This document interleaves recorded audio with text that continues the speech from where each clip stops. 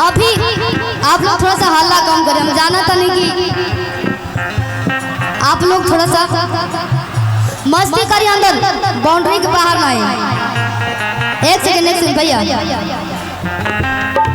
एगो चाची लोग खातिर हम गाना सुनाओ तनी।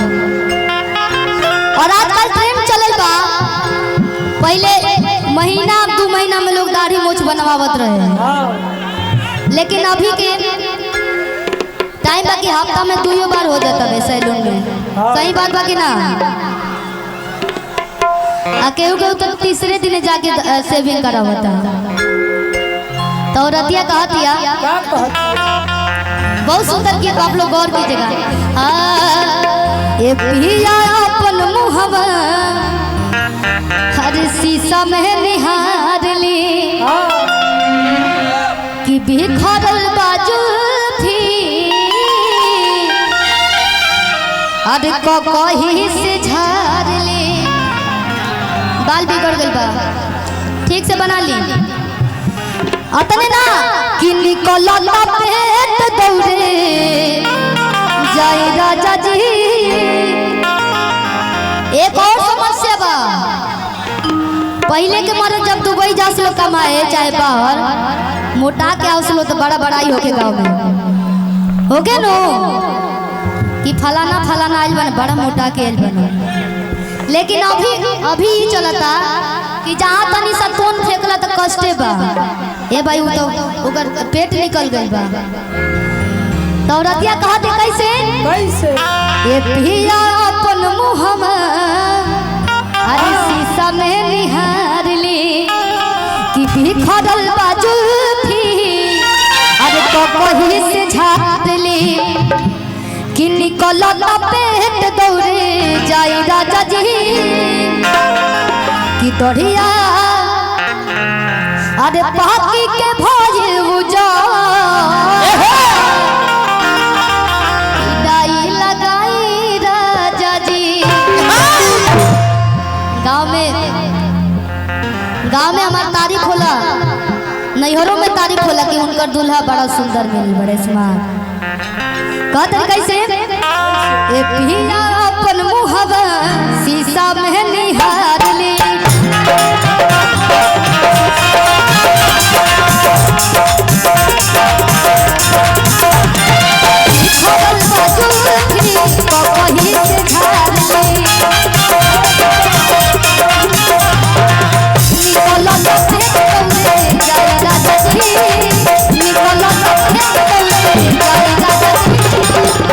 तोड़िया डाई लगाई राजा जी।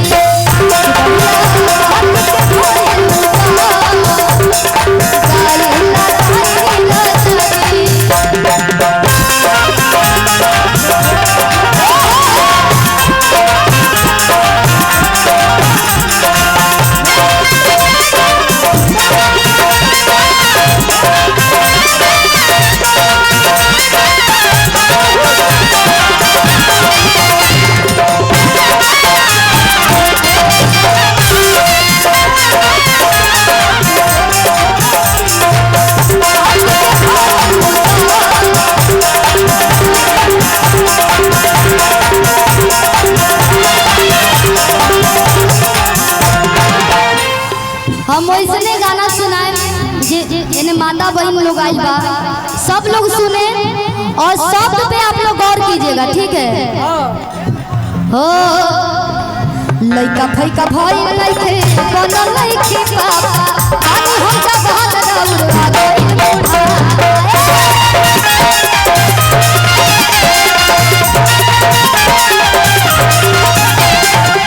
लइका फैका भइल लइके बनल लइके पापा बानी हम सब हाथ रउआ गइल बुढ़ा।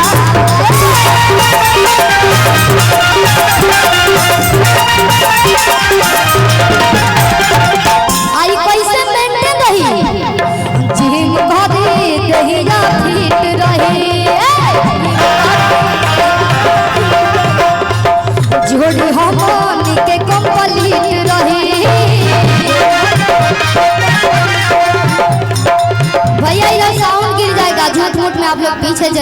क्यों कष्ट देना चाहते हैं कि पिस्ता बेदाग काजू खाए राजा जी, पिस्ता बेदाग काजू खाए राजा जी, बढ़िया पाकी की भोले ऊंचा दाई लगाई बढ़िया पाकी की भोले ऊंचा दाई लगाई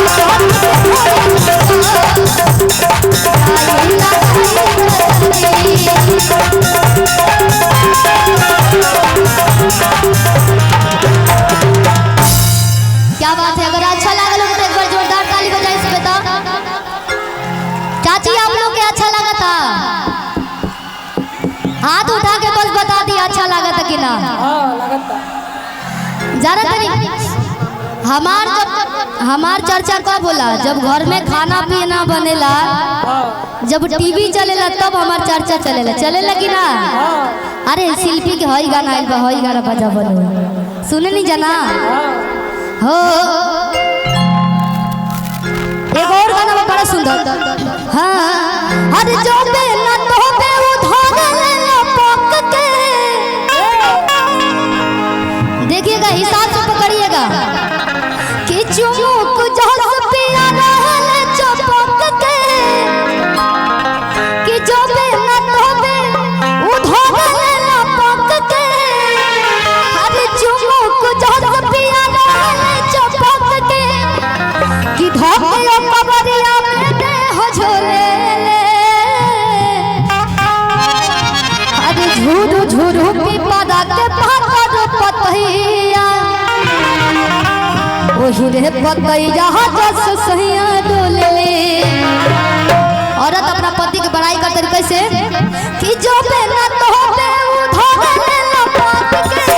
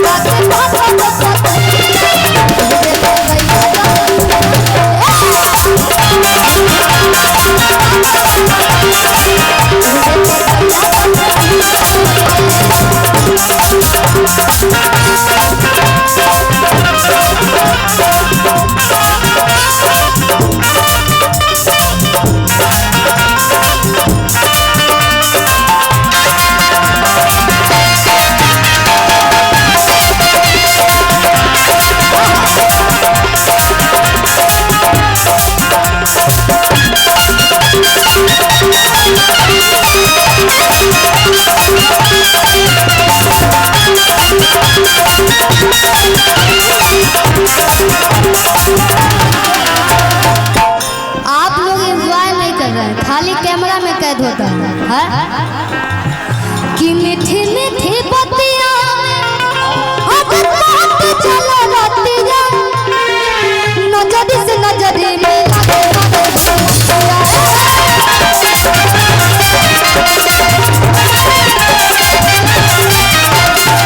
मीठी मीठी बतिया चले रतिया नजरी से नजरी मिला के मारो सुमतिया।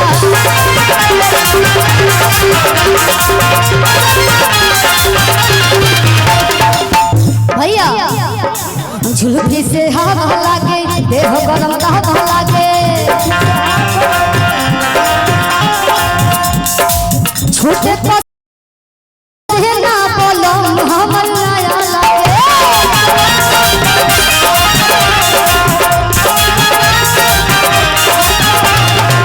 मरिए के मुस्की उदास खोले ले, मरिए के मुस्की उदास खोले ले, अरे झिरी झिरी पिपरा के पातर पतहिया, कि ओही रे पतैया जस सहिया डोले ले। एक गाना गाए थे हम कि पाके यही सन भातार हम तर गईनी, कि उनका यही यादा पे मर गईनी। पाके ऐसन भातार हम तर गईनी उनका यही याद मर गईनी।